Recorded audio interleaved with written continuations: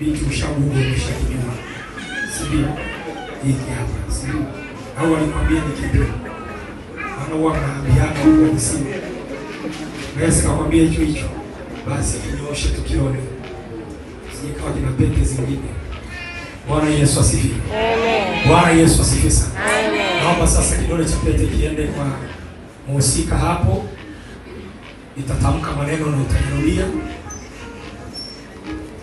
Sema siku hii leo ninakuvisha pete hii binti Caroline kama ishara ya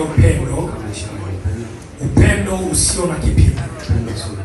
Kuanzia saa hii acha pete hii ikafanyike agano la upendo katika uchumba huu, katika jina la Yesu.